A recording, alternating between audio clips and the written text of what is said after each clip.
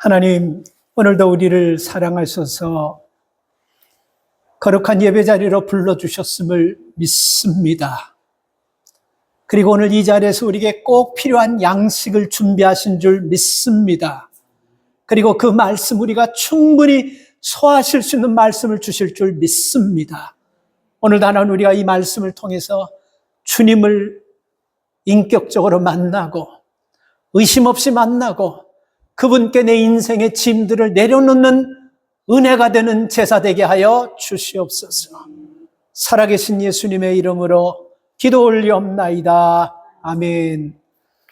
여러분, 우리가 살아가면서 누군가 내게 관심을 가지고 주목하는 사람이 있다라고 생각하면 어떨까요? 가끔 이런 도전적인 말씀을 여러분들에게 드립니다. 누군가 나를 24시간 지켜보고 관심을 가지고 주목하는 사람이 있다고 한다면 삶이 어떨까요? 불편하겠죠.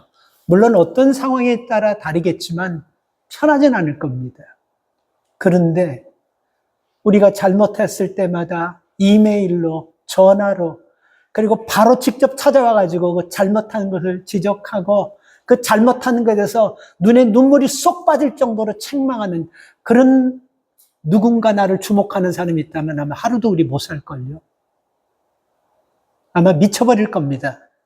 그런데 내 허물을 아시고 내 부족함을 아시고 그리고 내가 잘못한 것도 아시면서 시간을 가지시고 기다려주시고 알고도 속아주시고 그리고 우리를 이해해주시고 편안한 방법으로 우리가 스스로 깨달을 때까지 기다려주시는 분이 계시고 또 하나 눈꽃만큼이라도 잘한 것이 있으면 나는 잊어버렸지만 그분이 찾아오셔서 위로해 주시고 칭찬해 주시고 잘했다고 용기 줄 때 그런 분이 나를 주관하시고 주목한다면 나ppe 그렇죠? 왜 우리가 불편해하고 왜 우리가 힘들어합니까? 이걸 여러분 아셔야 돼요. 내가 살아가면서 우리는 집에 있을 때는 내가 하고 싶은 습성 그냥 내가 편한 대로 옷 입고 그렇게 다녀요. 저도 집에 있을 때는 여러분 목사기 때문에 24시간 360을 맨날 양복 입고 맨날 넥타이 매고 안 있습니다. 난닝구 입고 아주 짧은 바지 입고 있어요. 그래서 강아지 오줌 누러 가느나 뭐 할 때 그렇게 짧게 나요. 근데 제일 걱정되는 거는 교인들이 딱 볼까 봐 걱정돼요. 사실 뭐 봐도 여러분 뭐 그냥 뭐 볼 것도 없고, 뭐, 봐도 뭐, 그 큰, 뭐, 저거 하지 않습니다. 근데 부담이 돼요. 여러분, 이거 아세요? 주변 사람들이 나를 주목하고 의식하고 있다는 거 우리 누구나 다 압니다. 그래서 집안에서 하는 행동, 내 마음대로 입었던 옷, 내 마음대로 하고 싶은 말, 밖에 나가버리는 조심해요. 굉장히 조심합니다. 왜 조심하죠? 누군가 나를 주목하고 있고, 나를 보고 있다라는 이런 의식을 항상 가지고 있기 때문에 그렇습니다. 그런데 이건 아세요? 누군가 사람이 나를 보고 있고 의식한다는 건 아는데 하나님께서 나를 주목하고 있고 보고 있다라는 거 그거 여러분 우리가 느껴봤습니까? 그거 깨달아봤습니까? 성경입니다. 하나님께서는 우리를 주목하고 계신다는 걸 꼭 기억하시기 바랍니다. 그래서 내가 사람은 속이고 내 자신도 어떨 때는 여러분 속일 줄 모르지만요. 하나님 우리를 주목하고 계시기 때문에 하나님은 속일 수 없다라는 것. 이분이 나를 주목하고 계세요. 그래서 어떤 사람을 주목하고 왜 주목하냐 하면 하나님 우리를 주목하시되 축복하기 위해서 주목하신다는 걸 꼭 기억하시기 바랍니다. 세우기 위해서 용기를 주기 위해서 더 믿음의 신실한 삶을 살기 위해서 생명의 길로 살리는 길로 인도하시기 위해서 항상 어린애가 휘발유통 들고 불가에서 왔다 갔다 하면 이거 얼마나 위험한 겁니까? 이거를 보시고 이렇게 여러분 우리를 자세하게 아주 디테일하게 아주 밀착해서 해서 우리를 주목하고 계심을 꼭 기억하시기 바랍니다. 하나님께서 주목하실 때 여러분 어느 쪽으로 주목하냐 이것도 여러분 우리가 상당히 의식해야 될 문제입니다. 예를 들어서 여러분 우리가 좋은 쪽으로 주목을 받는 사람도 있고 나쁜 쪽으로 주목을 받는 사람도 있어요. 그러나 하나님께서 우리 아세요. 부족하기 때문에 실수도 제가 서론문에서 말씀드렸지 않습니까? 아세요.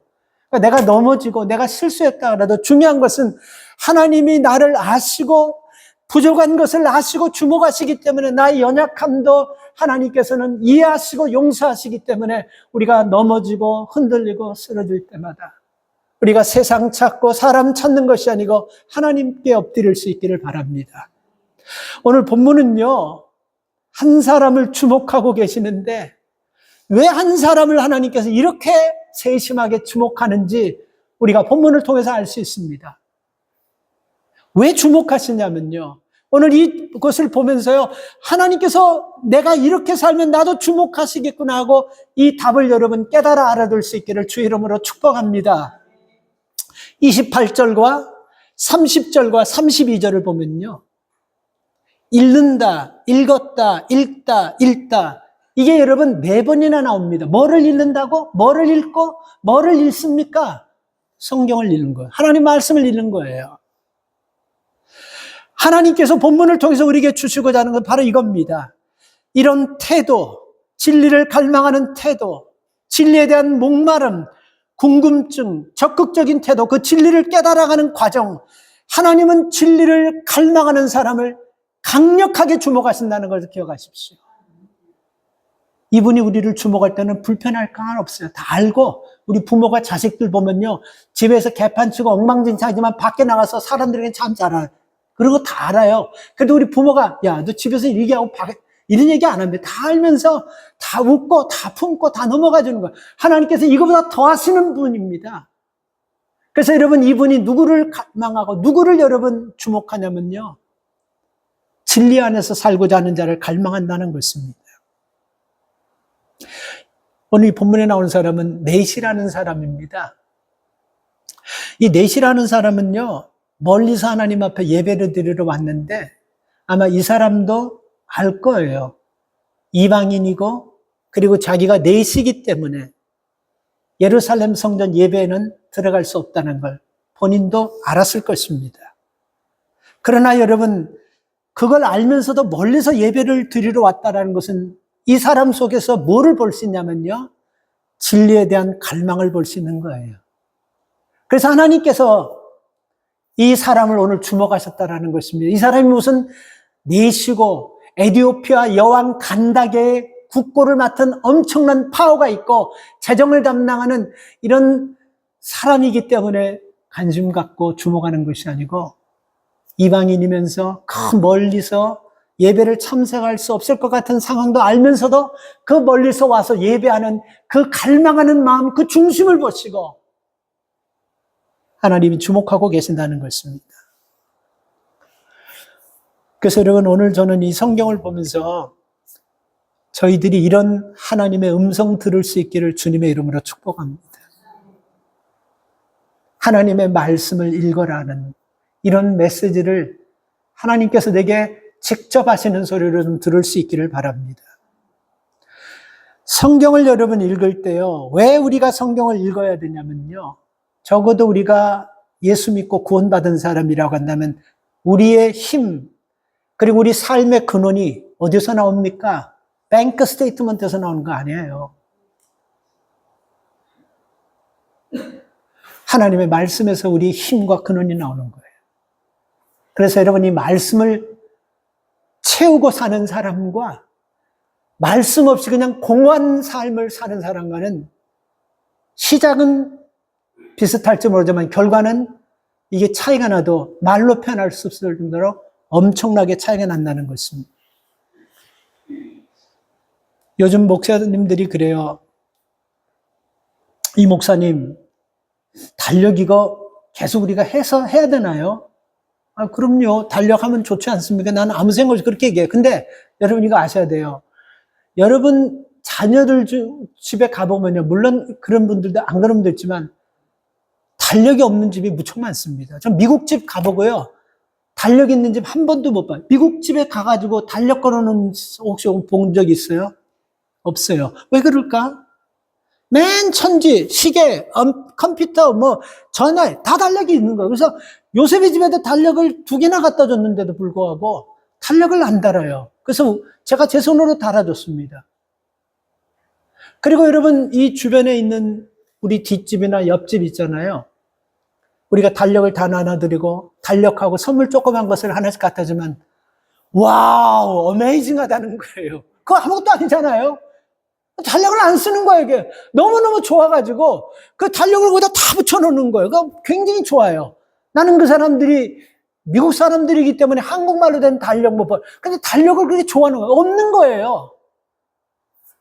제가 여러분 달력을요, 저는 큰 의미로 글자를 큰 거를 여러 번 쓰는 이유가 첫째, 연세 드신 분들이 좀 편안하게 달력을 보게. 두 번째는 그 큰 글 밑에 뭐가 써 있습니까? 오늘 우리가 성경 읽을 장수가 써 있어요. 그걸 일부러 집어넣어가지고 그것도 돈 들어요. 그것도 옵션이에요. 이 달력 만드는데 글자 하나, 문장 하나 들어간 거 이거 다 웃돈 내야 되는 거예요. 왜 여러분 이 달력에 계속해서 그 글자를, 성경 글자를 쓰냐면 성경 하루에 3장 정도 읽으면 1년이면 완독합니다. 오늘 성경 우리가 어딘 줄 아세요, 혹시? 전부 다들 그냥 달력을 안 보시고 산다는 거예요. 성경을 보면 매일같이 여러분 우리가 기록되어 있지 않습니까? 오늘 아가서 7장 8절입니다. 7장과 8장이에요. 성경을 읽으셔야 돼요. 여러분, 우리가 살아가면서 아침에 말이에요. 걱정을 마음에 꽉 채우고 우리가 하루를 시작한다고 한다면 어떨까요? 그 걱정 속에서 헤어나오지 못할 겁니다. 그렇죠? 근데 오늘 하루를 살면서 기쁨으로, 즐거움으로 꽉 채우고 산다고 한다면 조금 힘들어도, 조금 예측하지 못하는 어려운 일이 생겨도 내 속에 꽉 채운 기쁨과 즐거움과 행복이 어떤 어려움도 우리가 밀어내버리면서 그 기쁨의 능력으로 살아갈 수 있지 않겠습니까? 우리가 여러분 허기지고 배고플수록 정크푸드 같은 거 있잖아요. 그거 막 때려 먹고 그러면 지금은 입맛이 딱 좋아요. 그거 참 맛있잖아요. 그죠? 근데 그거 계속 그렇게 몸 가는 거예요.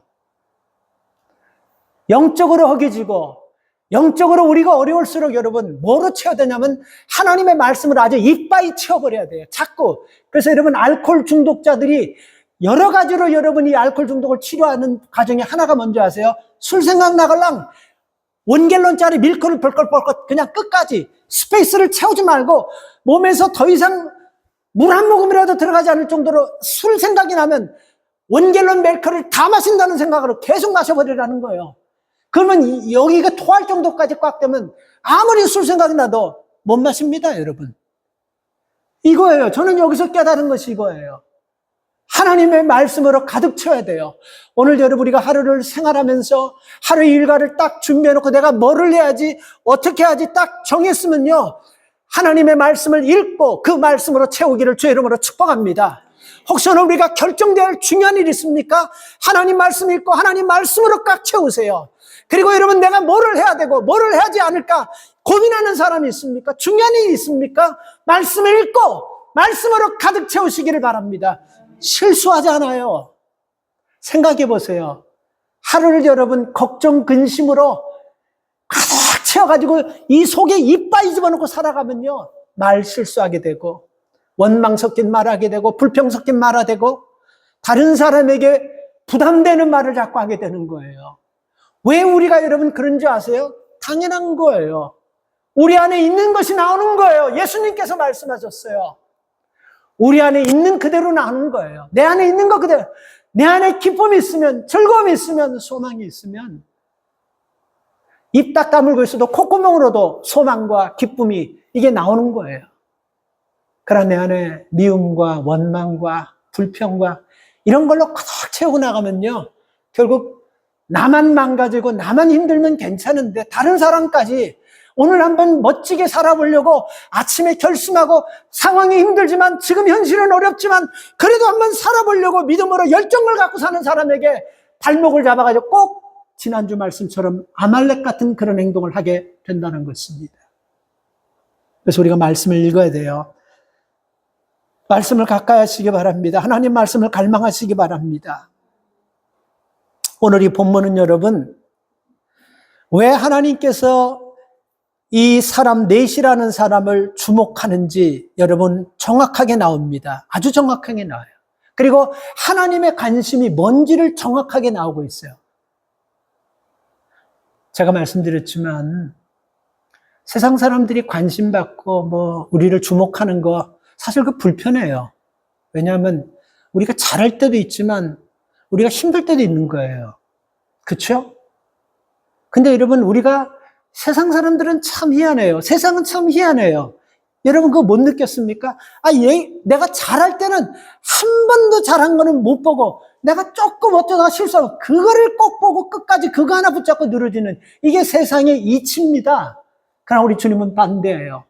잘하는 것도 기억하시지만 내가 실수하고 내가 못한 것도 다 하시고 참아주시고 기다려주시고 그리고 내가 믿음 안에서 하나님께서 주변 사람을 통해서라든지 설교를 들을 때 통해서라든지 그리고 말씀을 읽을 때 통해서라든지 그때 깨닫게 해주십니다. 참 좋으신 하나님 아니십니까? 이분이 우리를 주목한다는 것은 기억하세요. 하나님께서 우리를 주목하면요 우리 안에 평안이 있습니다. 행복이 있습니다. 기쁨이 있어요.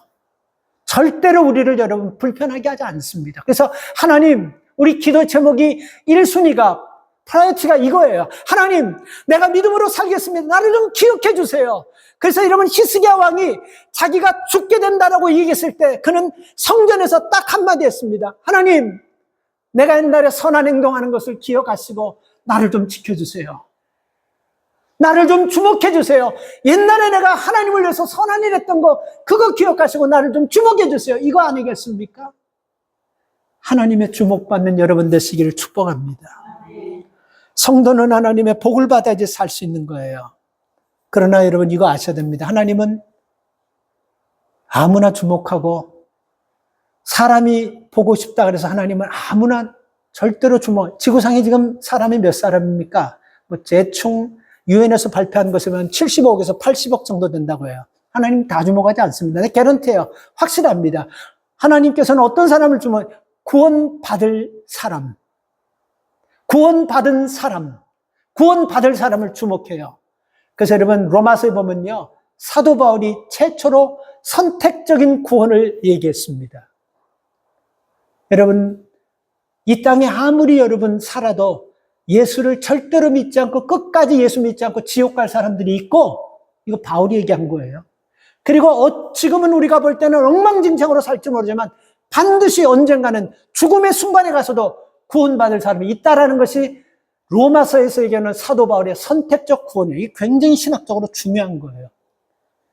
예수님께서 십자가 사건을 보면서도 우리가 알 수 있지 않습니까? 평생을 죄인으로 살다가 똑같이 사형 판결을 받았는데 누가 여러분 한 사람이 예수 믿고 아무도 예측하지 않았잖아요. 근데 이렇게 선택된 사람이 있다는 거예요. 마지막 끝물에 가서라도 선택된 사람만 주목하시는 거예요.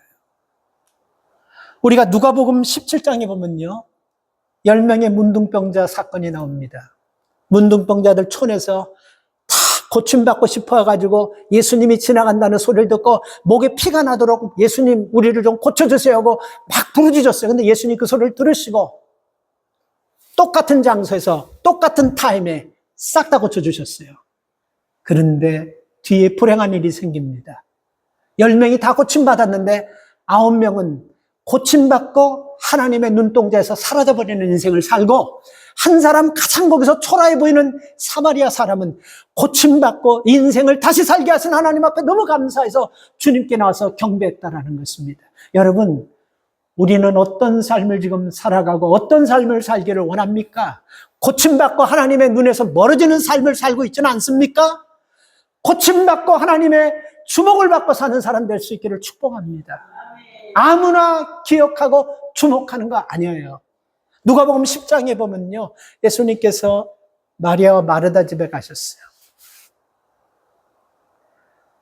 근데 마리아도 예수님이 자기 집에 오신 것을 보고 대접하고 좀 이렇게 쉬게 하려고 두 사람 나름대로 열심히 냅니다. 그래서 마르다는 음식을 좀 준비해서 예수님을 좀 대접하려고 부지런히 부엌에서 막 음식을 만들고 있고, 또 하나 동생 마리아는 어떻게 하면 예수님의 말씀을 들을 수 있을까? 예수님 발 앞에 딱 엎드려가지고 maybe 어쩌면 밥상 하나를 딱 놔두고 거기 성경을 올려놓고 말씀 좀 주세요 하고 그렇게 여러분 했습니다. 거기 성경 올리고 밥상 올렸다는 얘기는 없어요. 중요한 것은 마리아는 말씀을 들으려고 예수님 무릎에 앉았다라고 얘기하고 있습니다. 자, 근데 우리가 여기서 볼 때 여러분, 누가 잘했냐, 누가 괜찮냐, 이걸 따지는 거 아니에요. 둘 다 교한 행동입니다. 그러나 예수님께서 주목한 여인은 누구죠? 마리아라는 사람. 마리아를 주목하셨어요. 왜? 말씀을 갈망했기 때문에요. 오늘 여러분이 넷이라는 사람을 왜 하나님께서 주목하시고 왜 이렇게 큰 역사를 여러분 이를 통해서 나타내냐면요, 잘났기 때문에, 위대하기 때문에, 권력이기 때문에, 파워가 있기 때문에 절대로 아닙니다. 뭐 때문에? 갈망하는 마음이 있는 거예요. 그래서 예수님께서 주목하시고 하나님께서 주목하실 인생이 되었다라는 것입니다. 하나님께서는 이렇게 여러분 사람들을 주목하시기도 하지만 우리가 위기 가운데 빠졌을 때도 나를 주목하고 계심을 믿으시고 좀 어렵고 힘든 일이 생겼다 할지라도 이 생각 가지세요. 아, 하나님께서 지금 내가 이런 상황에서 나를 주목하고 계시는구나. 그러니까 이 말은 뭐예요? 내가 생각하는 위기 같고 내가 생각할 때는 더 이상 헤어나올 수 없는 마지막 엑셋 같은 상황에서도 하나님께서는 길을 여셔서 길을 만들 수 있다는 걸 얘기하는 거 아니겠습니까? 그렇잖아요. 그래서 여러분 다니엘이 사닥으로 들어갔을 때 하나님 주목하셨어요. 사닥, 메삭, 아벳느고가 풀무불에 들어갔을 때 하나님 주목하셨어요. 욥이 고난받을 때 하나님께서 주목하셨어요. 사도 바울이 예수 믿는 사람들을 잡아다가 감옥에 갇히는 그 장면을 주목하시고 바울을 뒤집어가지고 복음 전하는 사람으로 만들었어요. 우리가 요나를 보면요, 하나님께서 니느웨로 가라고 하는데 다시스로 가는 그 니느웨를 보시고 하나님께서 요나를 잡아가지고 주목하셔서 붙잡아가지고 다시 니느웨로 보내셨습니다. 하나님께서는 다윗이 고난받는 자리를 주목하시고 다윗을 지키셨어요. 이 하나님께서 오늘 우리의 삶 가운데 어려운 일이 있고 힘든 일이 있고요, 정말 우리가 감당치 못할 그런 일이 있다 할지라도 이거는 믿으시기 바랍니다. 못 봐서 그렇고 확신이 없어서 그런 거지 그 자리에 그곳에도 하나님의 주목하심이 있다는 사실을 믿으시기 바랍니다. 그래서 여러분 오늘은 이 네이시와 이 빌립이라는 사람을 주목합니다. 이 빌립은 누구냐면요, 사도행전 6장에 보면 최초로 7 집사님 중에 한 사람이 빌립입니다. 근데 여러분 이 사람이 이 네이시를 만나게 된 과정을 보면요, 오늘 집에 가셔서 사도행전 8장을 한번 읽어보세요. 예루살렘에 큰 핍박이 있었습니다. 누구 때문에 핍박이 있었냐면요, 스데반 집사가 순교하는 장면을 통해서 예수 믿는 사람들을 다 잡아들이려는 큰 핍박이 초대교회에 있었습니다. 그러다 보니까 여러분 예루살렘에서 믿음 좋은 사람들이 핍박이 생기니까 싹 다 막 흩어져가지고 살려고 흩어진 것이 아니고 가서 복음을 전하기 위해서 이 사람들이 다 흩어졌어요. 물론 살기 위해서 처음엔 이 사람들이 갔지만 이 사람이 흩어져서 가가지고 복음을 다 전했습니다. 그때 빌립이라는 사람이 어디 가냐면 사마리아에서 복음을 전하고 있었어요. 근데 사마리아에서 복음을 전하는데 엄청난 역사가 일어났습니다. 그래서 8장을 보세요. 귀신이 나갑니다. 병든 자가 치료됩니다. 그리고 악한 영들이 쫓아나가고 그리고 많은 역사가 기적들이 막 일어나요. 그런 그 사역을 하고 있는 빌립을 불러다가 하나님께서 뭐라고 말씀하시냐면요, 예루살렘에서 남쪽으로 향하는 가나까지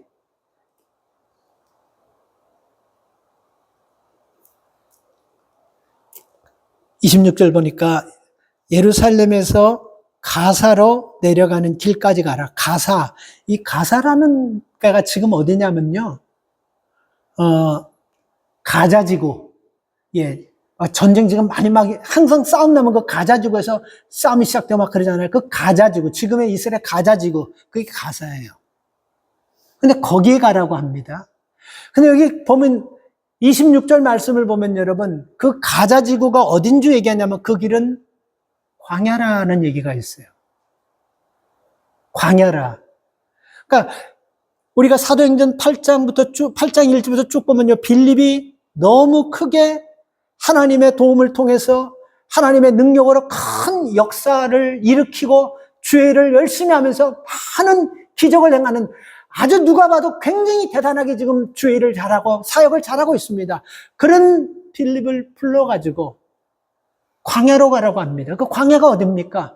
우리가 광야 얘기하면 뭐 그냥 5분, 10분 걸으면 아무것도 없는 그런 것이 아니고 끝도 없는 모래바닥 같은 그런 곳으로 가라는 거예요. 사람이 없죠. 광야는 뜨거운 더위가 있죠. 독사들이 있죠. 거기는 뭐 선한 것이 하나도 없는 그곳으로 보내는 거예요. 왜 그랬을까요? 만약에 여러분 우리가 비즈니스를 잘하고 있는데 그 비즈니스 접어버리고 지금 전혀 비즈니스가 되지 않는 그곳으로 가가지고 장사 한번 해보라 하면 어지간한 믿음 아니면 그 비즈니스 접고 그곳으로 갈 분 없을걸요? 못할걸요? 물론 확신 있고 믿음 있는 분은 하실 수 있지만 어지간하면 못할걸요? 지금 빌립은 잘 나가고 있어요. 성령 충만해요. 오늘 권사님 기도처럼 빌립은요 그 입을 통해서 나오는 말씀을 통해 수많은 사람을 살리고 귀신들을 떠나내고 역사를 일으키고 막 역사가 막 일어나요. 근데 그걸 스탑하는 거예요. 하나님께서 그 지금 빌립이 하는 일을 몰라서 스탑시켰습니까? 스탑하고 여러분 하나님께서 말씀하신 광야로 가라는 것입니다. 아마 빌립도 처음에는 참 이해하기 힘들고 어려웠을 거예요. 그런데 여러분 빌립이요 순종해서 하나님께서 인도하시는 그 곳으로 갑니다. 그곳에 가서 여러분 누구를 만나냐면 바로 오늘 이 사람을 넷이라는 사람을 만나는 거예요. 왜 하나님께서 여러분 이렇게 큰 사역을 열심히 잘하고 있고 믿음 안에서 충만하고 아주 기적들이 막 일어나는 그 큰 사역의 현장을 접고 스탑하고 광야로 가라 그랬을까요? 여기는 딱 한 사람. 이 한 영혼 어떤 사람? 하나님의 말씀을 갈망하는 하나님의 말씀을 붙잡고 그 말씀대로 살려고 하는 그 이디오피아 간다게의 국고를 맡은 그 넷의 한 사람, 그 사람을 위해서 여러분 보내신 거예요. 우리가 생각할 때는 예상 바뀌고 인간적인 계산으로 하면 훨씬 우리가 손해볼 것 같은데 아니죠. 지금 여러분 우리가 에티오피아라는 나라하고 이스라엘하고 보면요. 이 에티오피아 여왕의 간다게라는 사람의 국고를 맡은 엄청난 재력을 갖고 파워가 있는 사람이 에티오피아에서 이스라엘까지 오는 데는 지금 여러분 우리가 혹시 이스라엘 다녀오신 분들은 알겠지만 비행기로 3시간에서 4시간 걸리는 거리예요. 그가 얼마나 많이 왔다는 거예요. 아마 높은 사람이기 때문에 마차 타고 왔을 거예요. 그리고 지 혼자 오나? 뭐 이렇게 음식부터 시작해서 뭐 하는 한 줄줄이 왔을 거예요. 얼마나 걸렸어요? 대충 한 달 정도 걸렸을 거예요. 그렇죠? 그런데 한 달 걸려서 예배하러 왔다가 예배 전에 들어가지도 못하고 돌아가는 길에 하나님의 말씀을 읽고 돌아가고 그리고 하나님의 말씀에 관계되는 그 이사야서를 읽으면서 메시아가 누구고 도대체 이 사람이 누군가 그 말씀이 궁금해하는 그 사람 그 마음을 하나님께서 아시고 하나님이 빌립을 불러가지고 그 큰 사역을 중단하고 그리로 가게 하신 거예요.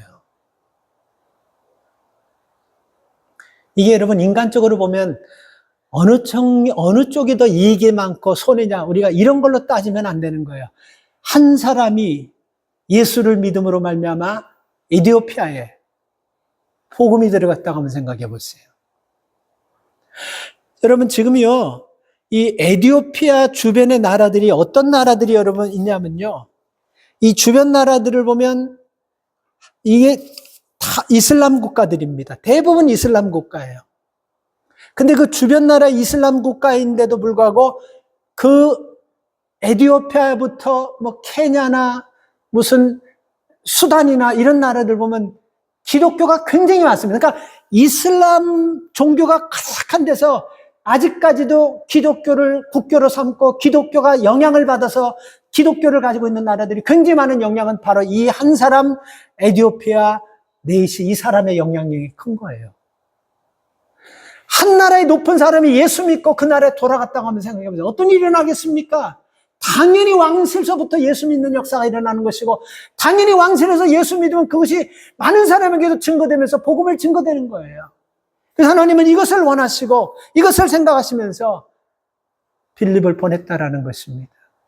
여러분, 오늘 이 말씀을 우리와 조금 한번 적용해 보십시다. 여러분, 우리는요, 신앙생활하면서 순종이라는 것에서 한번 고민해 봤습니까? 빌립이 여러분 하나님의 말씀을 듣고, 하나님, 가기는 가겠습니다. 이거 사역 좀 마무리하고 그때 가겠습니다. 그리고 하나님께서 아시겠지만 이 사역이 지금 얼마나 지금 폭발적으로 부흥하고 발전하고 있는데, 여기서 이 사역을 전문 이 사람들은 어떻게 하라는 것입니까? 가긴 가겠어요. 요거 마무리하고 가겠습니다. 아니면 왜 여기입니까? 하고 시간을 늦췄다든지 징징거렸다든지 뭔가 여러분 거부했다고 한다면요, 어떻게 되었을까 한번 생각해 보세요. 그래서 여러분, 우리가 신앙생활 하면서 순종이라는 것 좀 한번 좀 고민해 봐야 돼요. 이 순종은 특별한 사람만 하는 것이 아니고, 우리가 예수 믿고 신앙생활 하다 보면 제일 힘들고 제일 어려운 관문이 순종이라는 관문입니다. 근데 왜 순종을 못하냐면요, 몇 가지 예수 믿으면서도 이거를 버리지 않기 때문에 순종 못하는 거예요. 제가 볼 때는 그랬어요. 제가 볼 때는 그래요. 첫째, 잘 들어보세요. 여러분과 한번 비교해 보세요. 맞나 틀리나. 이기적인 마음 버리지 못하면 순종이 안 돼요.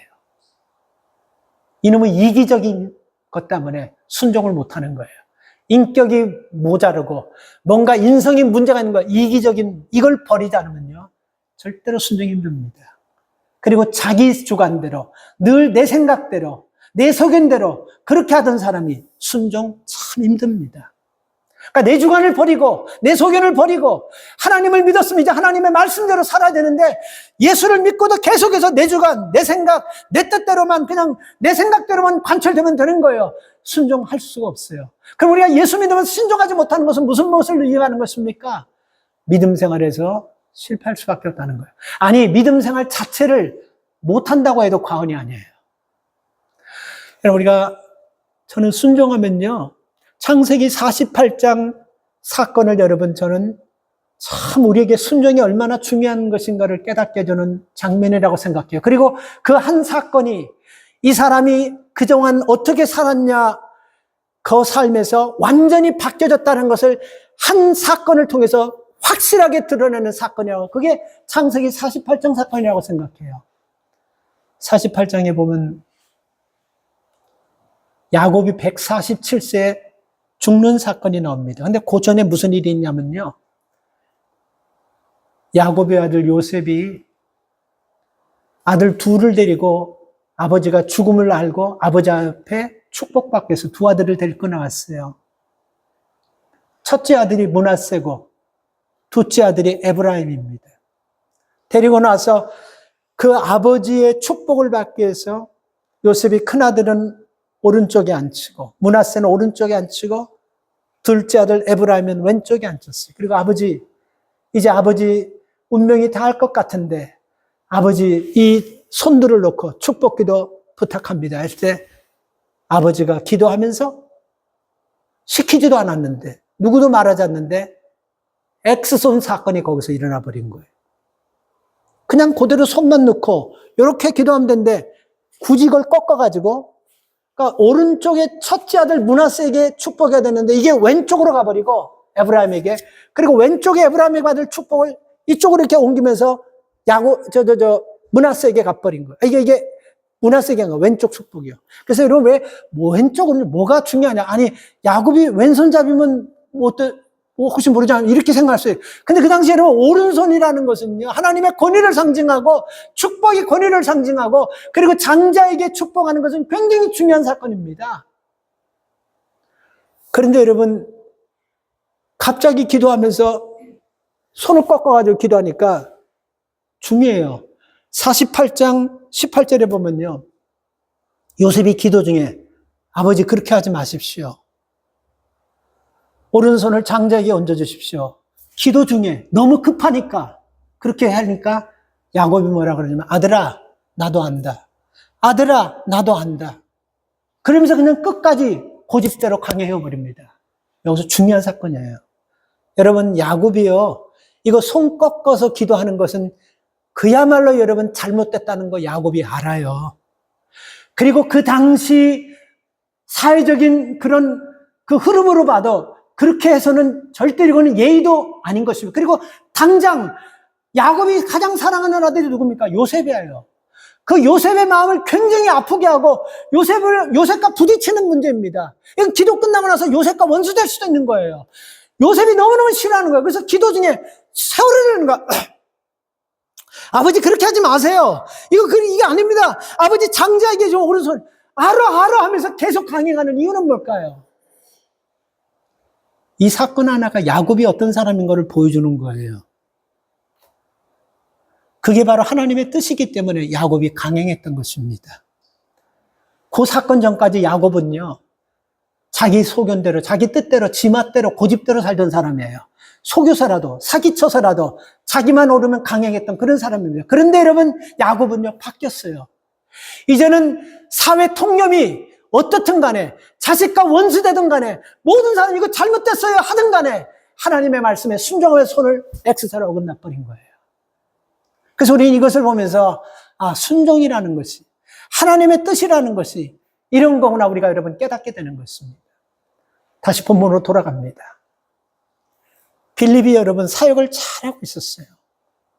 그런데 여러분 빌립을 하나님께서 불러가지고 가라고 했을 때 여러분 여기서 중요한 또 하나의 사건인데 잘 말씀을 좀 마음에 새기기 바랍니다. 저는 이거를요 아주 절묘한 타이밍이었다라고 저는 그렇게 표현하고 싶어요. 절묘한 타이밍. 자, 여러분 우리가 삼각형을 여러분 조금 이렇게 한번 생각해 보세요. 삼각형을 이렇게 좀 생각해 보고 우리가 좀 얘기합시다. 이쪽에서 하나님께서 빌립을 불러가지고 남쪽으로 가라고 하고, 왜냐하면 사마리아는 북쪽 지역이니까. 그래서 남쪽으로 가라고 하고, 그리고 여기 있었던 그 넷이라는 사람, 이디오피아 간다게의 국고를 맡은 그 엄청난 파워를 가지고 있는 사람, 이 넷이라는 사람을 이쪽에 있다고 한번 생각해 보세요. 그리고 이 사람은 예루살렘에 와서 예배도 드리지 못하고, 이 예루살렘에 왔다가 그 예배 보는 것만 구경하고 돌아가면서 성경을 읽고 돌아가고, 이 사람은 어떻게 가요? 마차로 가고 있어요. 그리고 여기서 이 사람은, 빌립은 어떻게 갑니까? 30절 말씀 한번 보세요. 저는 이 단어가 굉장히 마음에 와닿더라고요. 30절, 빌립이 달려가서 선지자 이사야의 글을 읽는 것을 듣고, 빌립이 어떻게 갔다고요? 달려갔다는 겁니다. 이건 절묘합니다. 자, 보세요, 여러분. 하나님께서 빌립을 불렀잖아요. 그리고 빌립이 하나님 앞에 부름을 받고 이 핑계 저 핑계 됐다고 한다면 이 타이밍을 만날 수가 없는 거예요. 잘 들어보세요. 이게 삼각형이에요. 여기서 이 넷이라는 사람은 이쪽으로 집이 가는 방향이고, 그리고 하나님의 부름을 받은 이 빌립도 지금 이쪽으로 가는 방향이고, 거기가 어디냐면 정확하게 클로스한 데가 어디냐면 가사라는 데, 지금 가자지구 정확하게 가는데, 만약에 빌립이 시간을 조금만 일찍 걷다가 하더라도 못 만났을 거고, 그렇잖아요, 그렇죠? 난 이 말씀을 좀 여러분 한데 마음속에 막 감동이 아무렇지도 않나 봐요. 좀 잘 한번 생각해요. 이게 여기서 이렇게 똑같이 가는 시간을 여러분 정확하게 성령이 절묘하게 맞춰가지고 가사에서 빌립이 딱 가다 보니까 여기 4시가 있는 것을 딱 봤다는 거예요. 그래도 아무렇지도 않으세요, 이게요? 이 놀라운 절묘한 타이밍 아닙니까? 누가 조금 빨라도, 누가 조금 느려도 절대로 만날 수가 없어요. 이게 X자가 돼버리는 거예요. 근데 정확하게 그 시간에 딱 만나서 순종하고 갔고, 그리고 이 4시도, 아니, 왜 예배를 내가 참석하지 못하지? 내가 어떤 사람 막 따지고 막 들고 나 예배한다고 막 싸우고 막 그랬다고 하면 아마 늦었어. 근데 똑같이 여러분 가다가 그 가사라는 거에서 딱 만나게 했다라는 거. 믿음 생활요. 여러분들이 들을 때는 속된 말 같이 들을 수 있지만 저는 타이밍이 믿음 생활에 굉장히 중요하다고 생각합니다.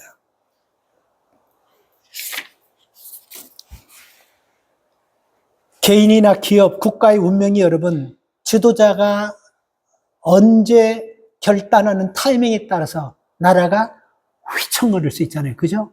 기업이 붕괴돼 버릴 수 있는 거예요. 부동산에도 타이밍이 있어요. 주식하는 분 혹시 계세요? 매수라 그러나? 아주 적절한 타이밍이에요. 그 주식 했을 때 여러분 그 타이밍이 그 인생을 여러분 완전히 갈라놔 버리는 거예요. 매도, 정확한 타이밍. 이런 것이 여러분 굉장히 중요하다는 겁니다. 우리는 여러분 가끔가다 이런 얘기 하죠. 골든타임 하죠? 그 골든타임 놓쳐버렸다. 사람이 여러분 인명구조만 골든타임 있는 게 아니에요. 개인도 기업에도 성패에도 타임이 있어요. 근데 여러분에게 물어볼게요. 여러분 이 타임 컨트롤할 수 있습니까? 여러분 이 타임 정확하게 캐치할 수 있겠어요? 못해요. 못한다고. 그러기 때문에 여러분 우리가 말씀 읽으라는 것이고, 그러기 때문에 여러분 우리가 하나님께 기도하라는 것이고, 그러기 때문에 여러분 우리가 믿음으로 살아야 된다는 거예요. 그러기 때문에 하나님이 나를 주목하시는 걸 부담스럽지 말고 그 주목하시는 걸 기뻐하면서 살 때 적절한 타이밍이 맞아 들어가는 거예요. 요즘 여러분 핸드폰 회사에서 핸드폰 나올 때 보면 크게 두 가지, 삼성 아니면 애플에서 나오는 것이 대세입니다. 그렇죠? 근데 이거 아세요? 1996년에 노키아라는 회사에서 여러분 최초로 스마트폰을 만들었어요. 1990년. 무척 빠르게. 그래서 여러분 스마트계의 최초의 창시자고 거인이고 공룡이었어요. 근데 노키아 하면 여러분 뭐로 회사가 붕괴되냐면 이 타이밍을 못 맞춰서, 지금 노키아에서 나온 전화 혹시 본 적이 있어요? 아마 보기는 볼 거예요. 아주 저가품으로, 아주 싸구려로. 근데 그 당시 1990년 최초로 스마트폰과 그 전화 이름이 뭐냐면 여러분 9000 커뮤니케이터라. 이메일 뭐든지 다 됐어요. 근데 문제가 뭐냐면 그 당시 이 와이파이가 확산되지 않았을 때예요. 굉장히 스마트하게 굉장한 것을 만들어 놓고 너무 타이밍이 빨라가지고 전혀 거기에 여러분 돈을 벌지 못했어요. 그거 가지고. 그러니까 엄청나게 손해를 봤어요. 근데 2000년 초에 딱 되면서 삼성과 애플이 그 스마트폰 시대를 확 열어버리니까 너무 빨리 열어가지고 와이파이가 준비되지 않은 상태에서 재미를 하나도 못, 엄청나게 손해를 많이 봐버렸어요. 그리고 나서 여러분 스마트폰 시장이 전개되면서 또 여러분 니코에서 또 여러분 여기 이 회사에서 여러분 갑자기 회사 이름이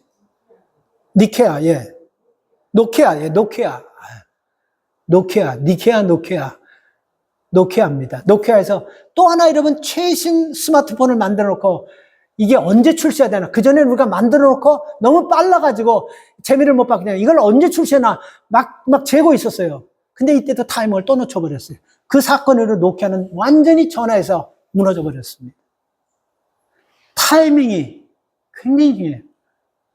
2004년도에 여러분 소니에서 최초로 여러분 LED TV를 출시했어요.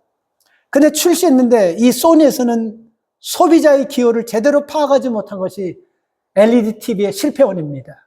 근데 삼성에서는요, 이 모든 문제점을 다 파내가지고 딱 모든 최고의 LED TV를 만들고 모든 최고의 기술을 준비 딱 해놨어요. 그리고 나서 TV를 만들기 시작했고, 이게 여러분 소비자 성향과 그 주변의 인터넷과 배경에 있는 모든 것들이 딱 맞아 떨어져서 TV를 내버리니까 소니가 훨씬 삼성보다 앞섰는데 완전히 자세가 그때 역전이 돼가지고 지금도 소니는 삼성을 TV로는 죽었다 깨어나다 못 따라오는 그런 차이가 나버렸어요. 타이밍입니다. 여러분 우리가 생각할 때는요, 하나님 왜 내가 그 일을 해야 돼요? 다른 사람이 해도 되고 난 지금 이 일을 하고 있는데요. 우리가 그렇게 얘기할 때는 여러분 결국 우리는 하나님의 타이밍의 기적을 우리는 절대로 체험할 수 없습니다. 빌립은 부를 때 주저하지 않고 30절에 보니까 달려갔어요. 달려가서 여러분 한 사람 예수를 만났는데, 한 사람 이 내시를 만났는데, 그 사람이 예수 만나서 그 사람이 에티오피아에 기독교를 흘려보내고, 그리고 주변의 많은 나라에게 복음을 줘서 지금 그 주변 전체가 다 이슬람 국가로 다 왔는데 끝까지 지금까지 버티고 기독교로 만들 수 있었던 이 사건은 아무도 예측할 수 없었던 것입니다. 근데 빌립이 하나님 말씀에 순종하여 나갈 때 이런 위대한 일을 했습니다. 말씀을 마칠게요. 우리는 위대하지도 않습니다. 우리는 대단하지도 않아요. 그러나 중요한 건 이거 꼭 기억하세요. 위대하지도 않고 대단하지도 않고 하나님 우리를 주목하고 계신다는 것. 그래서 여러분들이 가는 곳에 아픔이 있고 상처가 있고 지금은 저 사람들이 희망이 없지만 나 같은 것을 통해서 복음이 증거되고 그 증거된 복음이 저 사람들이 받고 그 자식이 큰 사람 되고 그 가정이 큰 축복받는 이런 사람으로 쓰여지기를 주의 이름으로 축복합니다.